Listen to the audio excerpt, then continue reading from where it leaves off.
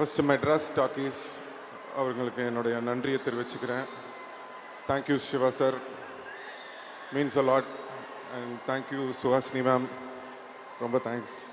Nithya ma'am, thank you so much. And Raj Kamal, Mahendran sir, thank you for this film. And Disney, உங்களோட hard ஒர்க்குக்கு hats off, thank you. Red Giant இந்த படத்தை release பண்ணுறாங்க, thanks to உதயனா, thank you. Shenbagamoorthy sir, thank you. All our assistant directors, crew members, managers, whole team, எல்லாருக்கும் நன்றி, thank you so much. எங்களோட costume designer Rekha, thank you for a fantastic costumes for me. Art director Sharmistha ma'am, editor sir Sreekar Prasad sir, and stunt master Anbariv master, thank you master. நான் நிறையா stunt masters பார்த்துருக்கேன். எல்லோரும் ஒரு விஷயத்தில் வந்து ரொம்ப சூப்பராக பண்ணுவாங்க. சில பேர் வந்து ஃபைட் சூப்பராக இருக்கும், இல்லைனா வந்து அவங்க பேசலாம். தேங்க்யூ.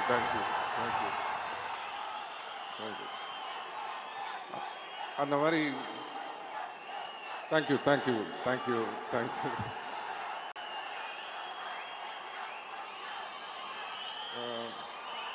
ஸோ எல்லா மாஸ்டர்ஸ்கிட்டையும் ஒரு தனித்தனியாக ஒரு விஷயம் பார்ப்போம். அது எல்லாமே சேர்ந்து ஒரு மாஸ்டர்ஸ் கிட்ட நான் பார்த்தது அன்பறிவு மாஸ்டர் கிட்ட தான்.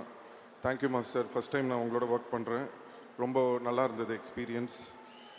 எங்கள் DOP Ravi K sir, thank you so much sir. என்னை மட்டும் அழகாக காட்டல, எல்லாரையுமே அழகாக காட்டியிருக்கீங்க. படம் ரொம்ப இன்டர்நேஷ்னலாக இருக்குதுன்னு எல்லோரும் சொல்கிறாங்க. அண்ட் உங்களோட மேனிஃபெஸ்டேஷன் நினைக்கிறேன், நான் இந்த படம் நடிக்கணும்னு நீங்கள் சொல்லிகிட்டே இருந்தீங்க. So finally that has happen. And thanks to all my costars, Saniya Vaiyapuri அண்ணன், அலி ஃபசல், சின்னி ஜெயந்த்னன், வடிவுக்கர் சிம்மா, சஞ்சனா, அண்ட் அருண் சிதம்பரம்.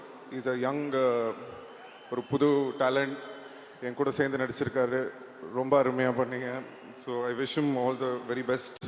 பக்ஸ், அவரோட ஃபஸ்ட் டைம் ஒர்க் பண்ணுறேன், ரொம்ப நல்லா இருந்தது, thank you. Joju George, thank you sir. எனக்கு உங்களை ரொம்ப பிடிக்கும். உங்களோட பர்ஃபார்மன்ஸ், உங்களுக்கு இருக்கிற அந்த ஸ்க்ரீன் ப்ரெசன்ஸ் பார்க்கும்போது ரொம்ப பொறாமையாக இருக்கும். உங்களோட ஒர்க் பண்ணது ரொம்ப சந்தோஷம், ரொம்ப நல்லா பண்ணியிருக்கீங்க இந்த படத்தில், thank you sir, all the best. And Aishwarya Lakshmi, அவங்களோட எனக்கு கம்மி தான், அவங்க thank you. Nassar sir, means a lot sir. நம்ம நிறைய படம் பண்ணியிருக்கோம் இதுக்கு முன்னாடி, பட் இந்த படத்தில் ஒர்க் பண்ணது ரொம்ப ஸ்பெஷல். என் கூட வந்து பையன் மாதிரி என்னை பார்த்துக்கிட்டீங்க, ரொம்ப அன்பாக இருந்தீங்க.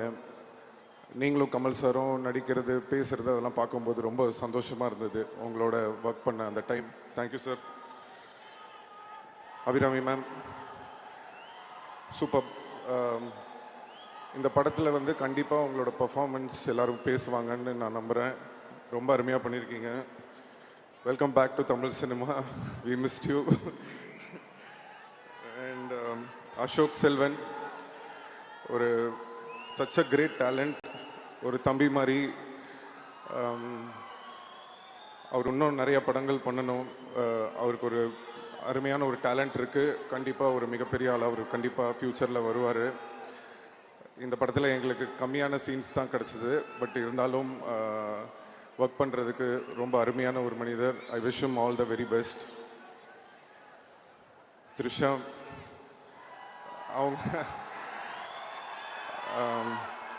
அவங்கள நானும் வினை தாண்டி வருவாயா பண்ணியிருந்தோம். அதுக்கப்புறம் நிறைய எக்ஸ்பெக்டேஷன், அதுவும் இந்த படத்துக்கு வந்து ரொம்ப எக்ஸ்பெக்ட் பண்ணிகிட்டு இருந்தாங்க. பட் ட்ரெய்லரை பார்த்து நீங்கள்லாம் கொஞ்சம் ஷாக்காக இருப்பீங்கன்னு நினைக்கிறேன். பட் இன்னும் வந்து நிறைய சர்ப்ரைஸ் இருக்குது அவங்க சொன்ன மாதிரி. ஸோ அதை பற்றி நாங்கள் இப்போ பேச முடியாது, படம் வந்ததுக்கப்புறமா நீங்கள் எல்லோரும் பார்ப்பீங்கன்னு நினைக்கிறேன். அண்ட் ரேமான் சார் பற்றி பேசணுன்னா நிறையா பேசிகிட்டே இருக்கலாம். தேங்க்யூம்மா, கொஞ்சம் பேச விடுமா. Love you. வரேன் உங்களுக்கு ரஹ்மான் சார், தேங்க்யூ சார். ஏன்னா சின்ன வயசுலேருந்து உங்களை ரொம்ப தொந்தரவு பண்ணியிருக்கேன். இப்போ வரைக்கும் பண்ணிகிட்ருக்கேன்னு நினைக்கிறேன். ரஹ்மான் சாரோட எனக்கு நிறையா ட்ராவல் இருந்திருக்கு. பட் ரொம்ப ஒரு இம்பார்ட்டண்ட்டான ஒரு மொமெண்ட் எதுனா, ஒரு டைமில் இந்த பீப் சாங்குன்னு ஒரு சாங் வந்தப்போ ரொம்ப அந்த டைமில் வந்து ரொம்ப கஷ்டமான ஒரு டைம் உங்கள் எல்லாருக்குமே தெரியும். அப்படி இருக்கிற ஒரு டைமில் வந்து எனக்காக வந்து அந்த டீசருக்கு வந்து ஒரு டைலாக்ல இருந்தது ஒரு டீசரு. பட் சார் வந்து ஊருக்கு போகாமல் இருந்து இல்லை நம்ம எதாவது பண்ணணும் அப்படின்னு சொல்லி அவர் போட்டு ஒரு டீசரை ரெடி பண்ணி ரிலீஸ் பண்ண சாங் தான் தள்ளி போகாதே. ஸோ அதை என்றைக்குமே மறக்க மாட்டேன். எனக்காக நிறையா செஞ்சுருக்கீங்க sir. Thank you so much. And first time எங்கள் அப்பா படத்துக்கு அப்புறம் நான் வந்து வெளியில் வந்து ஒரு படத்தில் பாட்டு பாடினேன்னா எனக்கு ஃபஸ்ட்டு சான்ஸ் கொடுத்தது ரஹ்மான் சார் தான். ஸோ அது ஏன் நான் இன்றைக்கி சொல்கிறேன்னா, அவர் என்ன நினச்சி எனக்கு கொடுத்தாருன்னு தெரில. இது வரைக்கும் தமிழ், தெலுங்கு, மலையாளம், கன்னடா தெரியல, ஹிந்தி வரைக்கும் பாடியிருக்கேன். கிட்டத்தட்ட 150 சாங் பாடியிருக்கேன் சார் உங்களால். Thank you so much sir.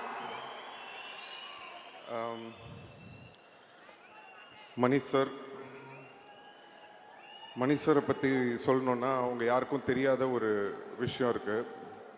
அது என்னென்னா, அஞ்சலின்னு ஒரு படம் எடுத்தார் மணி சார். அந்த அஞ்சலி படத்தில் வந்து ஒரு படம் ஃபுல்லாகவே சின்ன பசங்களாம் நடிச்சிருப்பாங்க. அப்போ வந்து அந்த அஞ்சலி பாப்பாவோட பிரதராக வந்து ஒரு சின்ன பையன், தெலுங்கு ஆக்டர் அவர் வந்து சார் வந்து மணி சார் வந்து காசு பண்ணியிருப்பார். அப்போ நான் அந்த படம் பார்த்துட்டு ஓன்னு அழுவ ஆரம்பிச்சிட்டேன். வீட்டில் எங்கள் அப்பா கிட்ட, ஏன் என்னை மணி சார் இந்த படத்துக்கு கூப்பிடல, நானும் இதே வயசு தானே, நான் இங்கே தானே நடிச்சிட்ருக்கேன், ஏன் அவர் என்னை கூப்பிடல அப்படின்னு சொன்னேன். இல்லைப்பா, அது படத்துக்கு ஏற்ற மாதிரி இருந்திருக்கும், மேபி வேறு ஏதாவது ரீசன் இருந்திருக்கும் அப்படின்னு சொல்லி நான் சின்ன பையன்றதுனால என்னை ஆறுதல் படுத்தினாங்க. அப்போ நான் நினச்சேன், சரி இவர் நம்மளை கூப்பிடவே மாட்டார் போல் இருக்கு, இவருக்கும் நம்மளுக்கும் செட்டே ஆகாது அப்படின்னு நினச்சிட்டு இருந்தேன். ஏன்னா நான் வளர்ந்ததுக்கப்புறம் நடித்த படங்கள்லாம் உங்களுக்கு தெரியும், எல்லாம் மசாலா படம் தான் நம்ம பண்ணது பூராவே. ஸோ அப்படி இருக்கிற ஒரு டைமில் வந்து உங்கள் எல்லாருக்குமே தெரியும், என் மேலே இந்த ரெட் கார்டெலாம் போடுற மாதிரி ஒரு சிச்சுவேஷன் வந்தது. அந்த ஒரு டைமில் வந்து நிறைய ப்ரொடியூசர்ஸ் எல்லாருமே பயந்தாங்க, இவரை வச்சு படம் பண்ணணுமா, எதுக்கு, தேவையா, ஏதாவது பிரச்சனை வந்துட போகுது அப்படின்னு. அந்த நேரத்தில் படம் இல்லை, டைரக்டர்ஸ் யாருமே என்கிட்ட வரல. அப்போது ஒரு ஃபோன் கால் வருது மெட்ராஸ் டாக்கீஸ்லேருந்து, இந்த மாதிரி மணி சார் உங்களை மீட் பண்ணணுன்னு சொல்கிறாரு அப்படின்னு. எனக்கு வந்து உண்மையிலேயே மணி சார் தான் கூப்பிட்றாங்களா, இல்லை இவங்க ஏதாவது நம்மளை கூப்பிட்டு காமெடி பண்ணுறாங்களா அப்படின்னு சொல்லிட்டு எனக்கு ஒரு சின்ன டவுட்டாகவே இருந்தது. போனதுக்கப்புறம் மணி சாரை பார்த்துட்டு சார்கிட்ட கேட்டேன், சார் உண்மையிலேயே நீங்கள் தான் கூப்பிட்டீங்களா இல்லை இவங்களாம் என்னை கூப்பிட்டுட்டாங்களான்னு. இல்லை நான் தான் கூப்பிட்டேன்னு சொன்னார். எனக்கு என்னென்னா, அந்த நேரத்தில் யாருமே என்னை வச்சு படம் பண்ணுறதுக்கு எல்லாருமே பயப்படும் போது, பயப்படாமல் தைரியமாக இந்த பையனை நம்பி நம்ம இந்த படத்தில் எடுக்கலான்னு ஒரு நம்பிக்கை வச்சு என்னை கூப்பிட்டீங்களா சார், என்றைக்கும் மறக்க மாட்டேன் நான் Mani sir. Thank you so much sir. Chekka Chivantha Vaanam மட்டும் இல்லை, எல்லா படமும் ஃபஸ்ட் மணி சார் வந்து என்னை கூப்பிட்டு கதை சொல்லியிருக்காரு. பொன்னியின் செல்வனுக்கும் கூப்பிட்டாரு, ஒரு சில விஷயங்களால் என்னால் பண்ண முடியல. அதுக்கப்புறம் தக் லைஃப்லேயும் கூப்பிட்டு ஃபஸ்ட்டு மணி சார் கூப்பிட்டாரு. அப்போவும் என்னால் ஒரு கெட்டப் ப்ராப்ளம் இருந்ததுனால பண்ண முடியாமல் இருந்தது. பட் அகெயின் திரும்பவும் அந்த ஆப்பர்ச்சுனிட்டி வந்தது. அதுவும் சாதாரணமாக வரல, கமல் சாரோட சேர்ந்து இவ்வளோ பெரிய படத்தில் இந்த ஆப்பர்ச்சுனிட்டி வந்தது. ஸோ இறைவனுக்கு நன்றி தெரிவிச்சுக்கிறேன். அண்ட் மணி சார் வந்து எனக்கு ரொம்ப ஸ்பெஷல், என்னோடய காட்ஃபாதர் மட்டும் இல்லை, எனக்கு ஒரு குரு மாதிரி. Thank you sir. இந்த ஒரு மிகப்பெரிய ஒரு ஆப்பர்ச்சுனிட்டி இந்த படத்தில் இப்படி ஒரு கேரக்டர் கொடுத்ததுக்கு நான் என்றைக்குமே மறக்க மாட்டேன். Thank you so much.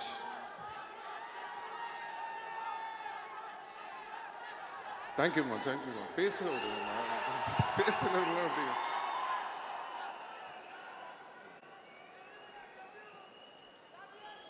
love you.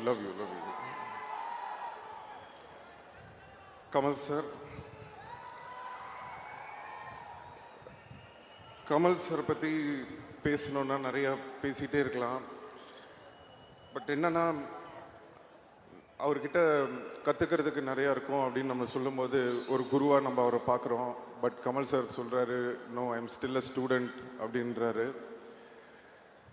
ஸ்டூடெண்ட்டாக இருந்தாலும் திறமையான ஸ்டூடெண்ட் கிட்ட, ஒரு பயங்கரமான ஸ்டூடெண்ட் கிட்ட கற்றுக்கிறதுல தப்பே இல்லை சார்.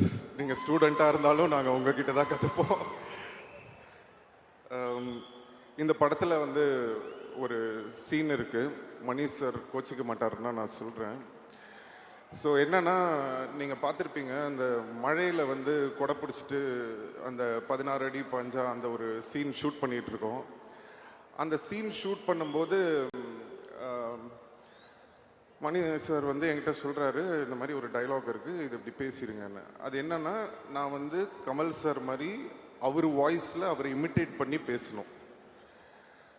ஸோ எனக்கு என்னென்னா, சரி ஓகே, பட் கமல் சார் பக்கத்தில் இருக்காரு, அவரை வச்சுக்கிட்டு எப்படா நம்ம அவரை மாதிரி பேசுகிறது, இவர் வேறு இப்படி சொல்கிறாருன்னு சொல்லிட்டு, சரி சார் சொல்லிட்டு டேக்கு போயிட்டாரு சார். போனதுக்கப்புறம் நாங்கள் நின்றுட்டுருக்கேன்.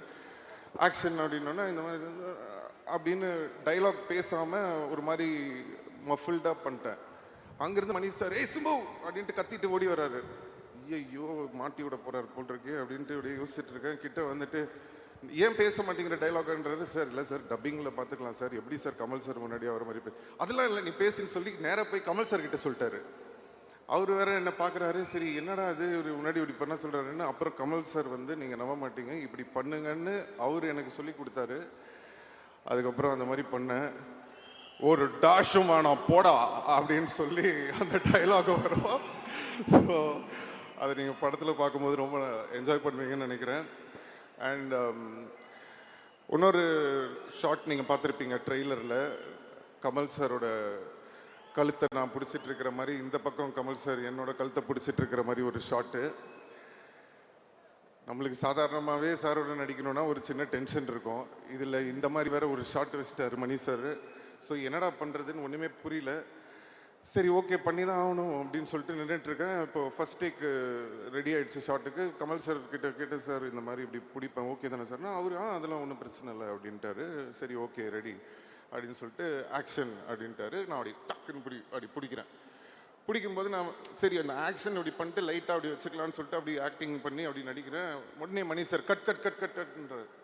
ஐயோ என்னடா அது திருப்பி பிரச்சனை பண்ண போல இருக்கு அப்படின்னு சொல்லிட்டு கிட்ட வந்தார். மணி சார் சொல்கிறாரு, Simbu you not holding properly man, hold him அப்படின்றாரு. சார் நீங்கள் ஜாலியாக சொல்லிட்டு போயிடுறீங்க சார், எப்படி சார் கமல் சார் கருத்தை பிடிச்சி அமுக்கிறது, விளையாடுறீங்களா சார்? இல்லை அது ஸ்க்ரீனில் நல்லா தெரியுது, so you have to do it அப்படின்ட்டாரு.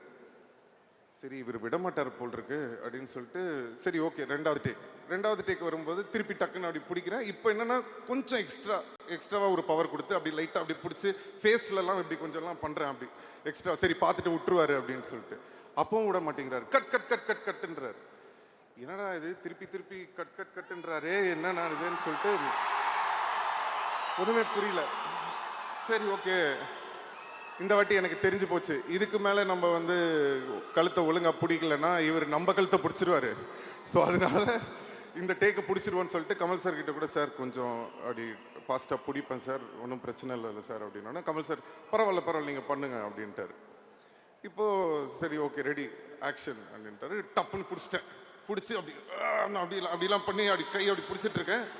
இப்போ என்னன்னா திடீர்னு கமல் சார் பயங்கரமாக ரியாக்ஷன் கொடுக்குறாரு. என்னடா இது, ஒருவேளை நம்ம உண்மையிலே அமுக்கிட்டோமா, அதனால தான் சார் இப்படி ரியாக்ட் பண்ணுறாரா, இல்லை உண்மையிலே பர்ஃபார்மன்ஸ் தான் பண்ணுறாரான்னு எனக்கு புரியல. அவர் ஒன்று இப்படி ஏதோ ஒன்று பண்ணுறாரு. எனக்கா ஐயோ இப்போ விட்டோன்னா மணி சார் திருப்பி ஒன் மோர் கேட்பாரு, இப்போ உண்மையிலே அமுக்கணும்னா கமல் சார் கோச்சிப்பாரு. என்னடா பண்ணுறதுன்னு 1 செகண்ட் ஒன்றுமே புரியல. அதுக்கப்புறம் அப்படியே கொஞ்சம் லைட்டாக அப்படி இது பண்ணி முடிச்சதுக்கப்புறமா அந்த சீன் ரொம்ப நல்லா வந்தது. சாரி கமல் சார், கொஞ்சம் உங்களை அப்படி பிடிச்சிட்டு நினைக்கிறேன், மன்னிச்சிருங்க, எல்லா காரணமும் மணி சார் தான். So love you. And Kamal சாரோட ஒர்க் பண்ண இந்த ஜேர்னி ஒரு அருமையான ஜேர்னி, நிறைய கற்றுக்க முடிஞ்சது. பொதுவாக வந்து நான் படங்கள் ஷூட்டிங் போகும்போது புது ஆக்டர்ஸ் இல்லை புதுசான யாராவது வந்திருக்காங்க அப்படின்னா, அவங்க வந்து நம்ம கூட டான்ஸ் ஆடும்போதோ இல்லை பெர்ஃபார்ம் பண்ணும்போதோ ஒரு விஷயம் சொல்லுவாங்க, உங்களோட பெர்ஃபார்ம் பண்ணும்போது கொஞ்சம் பயமாக இருக்குது அப்படின்ற மாதிரி, கொஞ்சம் நர்வஸாக இருக்குது அப்படின்ற மாதிரிலாம் சொல்லுவாங்க. அப்போ நான் நினைப்பேன், ஒரு வேளை சும்மா நம்மளுக்காக சொல்கிறாங்க போல் இருக்கு, நர்வஸாக இருக்குது அப்படின்லாம். அப்படின்னு பார்த்தா ஃபஸ்ட் டைம் நான் வந்து கமல் சாரோட போய் நடிக்கும்போது இத்தனை நாளாக அவங்க எல்லாம் என்ன சொன்னாங்கன்றது எனக்கு அப்போ தான் புரிஞ்சுது. அப்படியே நெஞ்செல்லாம் படப்படன்னு ஆயிடுச்சு. பட் அவர் அவ்வளோ அழகாக, அதெல்லாம் ஒன்றும் கவலைப்படாதீங்க, அதெல்லாம் தூக்கி ஓரம் வச்சுட்டு இந்த கேரக்டர் நீங்கள் சூப்பராக பெர்ஃபார்ம் பண்ணோம், உங்களுக்காக இவ்வளோ நல்ல ஒரு கேரக்டர் மணி சார் கொடுத்துருக்காரு, தைரியமாக பண்ணுங்கன்னு சொல்லி ஒரு தன்னம்பிக்கை கொடுத்தாரு. தன்னம்பிக்கை கொடுத்தது மட்டும் இல்லை, நீங்கள் ட்ரெய்லர் பார்த்துருப்பீங்க, அவருக்கு பக்கத்தில் ஈக்குவலாக நடிக்கக்கூடிய ஒரு ஆப்பர்ச்சுனிட்டியும் கொடுத்துருக்காரு. தேங்க்யூ கமல் சார், என்னைக்கு மறக்க மாட்டேன். Thank you so much. இந்த இடத்துல வந்து நான் ஒரு நன்றியை சொல்லணும்னு நினைக்கிறேன். இந்த இடத்துல கொஞ்சம் நான் என்னுடைய தந்தை திரு டி ராஜேந்தர் அவர்களுக்கும் உஷா ராஜேந்தர் அவர்களுக்கும் இங்கே நான் வந்து நன்றி சொல்ல கடமைப்பட்டிருக்கேன். ஏன் அப்படின்னா, சின்ன வயசில் எல்லா பசங்களுக்கும் சாக்லேட் வாங்கி கொடுப்பாங்க, வெளில கூட்டு போவாங்க, படத்துக்கு கூட்டு போவாங்க, பீச்சுக்கு கூட்டு போவாங்க, விளையாட சொல்லுவாங்க, இல்லை படிக்க சொல்லுவாங்க. ஆனால் பிறந்ததுலேருந்து எனக்கு நடிக்க சொல்லி கொடுத்து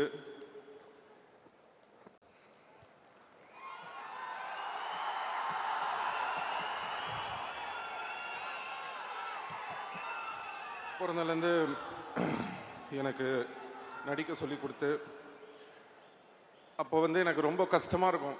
என்னடா இவங்க நம்மளை வந்து ரொம்ப கஷ்டப்படுத்துகிறாங்களே, மற்ற பசங்கள்லாம் வந்து ஜாலியாக இருக்கும்போது நம்ம மட்டும் டெய்லி ஒரு பக்கம் ஷூட்டிங்கு, இன்னொரு பக்கம்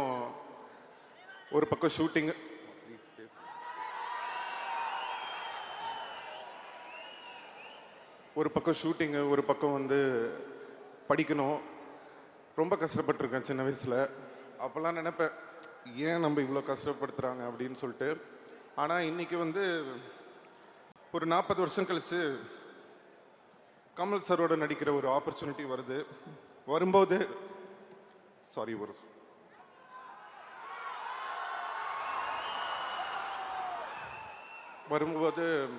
எல்லாரும் சொல்கிறாங்க, சிம்பு வந்து சின்ன வயசுலேருந்தே ரொம்ப இந்த சினிமாவில் வந்து அவருக்கு பாடத் தெரியும், ஆடத் தெரியும் எல்லாமே சொல்லும்போது அதுக்கு எல்லாமே காரணம் என்னோட அப்பா அம்மா, அவங்க தான்.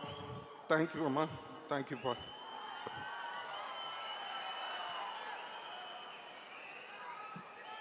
ஸோ இன்றைக்கி வந்து எங்கள் அப்பாவை நான் வர வேணான்னு சொன்னேன் இந்த ஆடியோ லான்ச்சுக்கு.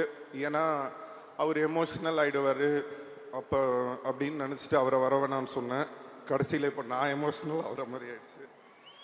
சாரி.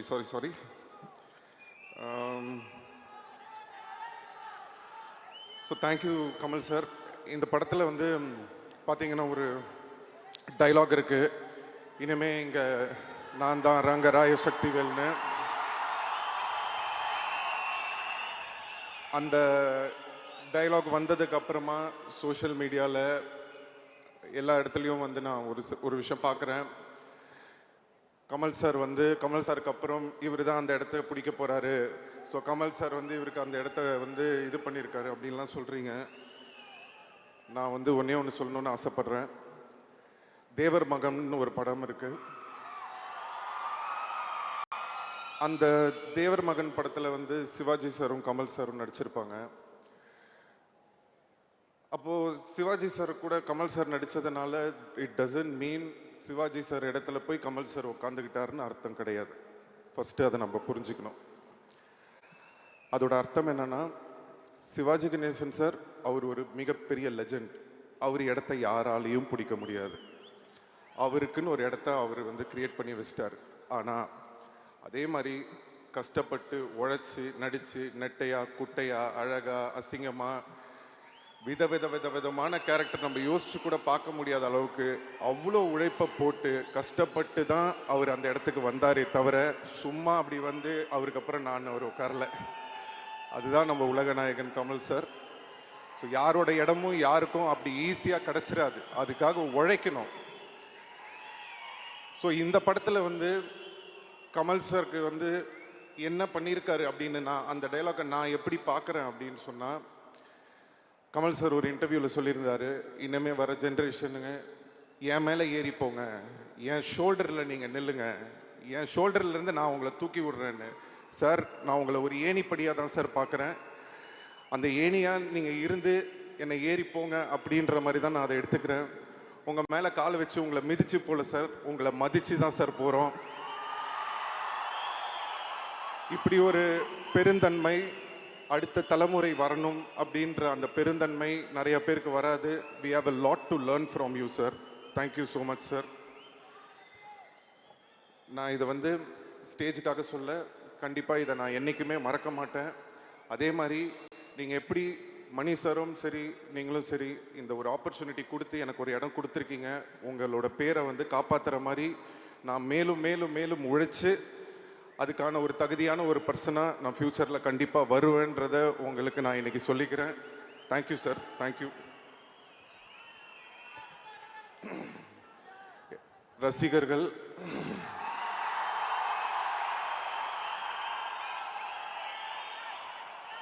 நான் சொல்லியிருந்தேன் உங்களை கண்டிப்பாக பெருமைப்படுத்துகிற மாதிரி இனிமேல் நடந்துப்பேன்னு சொல்லி. அதுக்கான ஒரு ஆரம்பமாக தான் நான் இந்த படத்தை பார்க்குறேன். தக் life will be the beginning. So thank you so much. காலதாமதம் கொஞ்ச நாள் கொஞ்சம் டைம் ஆயிடுச்சு, கவலைப்படாதீங்க. இனிமே காலதாமதம் இல்லாமல் நடக்கணும்னு பார்க்குறேன். எல்லாரும் கேட்பாங்க, உங்களுக்கு எப்படி சார் இவ்வளோ லாயலான ஃபேன்ஸ் இருக்காங்க அப்படின்னு சொல்லி.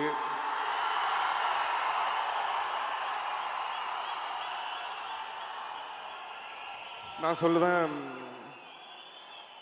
என்னன்னா ஒரு 10 பேர் இருக்கிற ஒரு இடத்துல யாராவது ஒரு சில 2 பேர் நல்லவங்க இருப்பாங்க.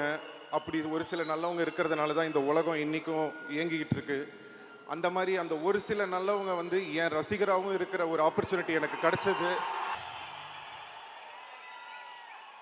அப்படிப்பட்ட ஒரு நல்ல உள்ளங்கள் எனக்கு ரசிகர்களாக கிடைச்சதுக்கு நான் இறைவனுக்கு நன்றியை தெரிவிச்சுக்கிறேன்.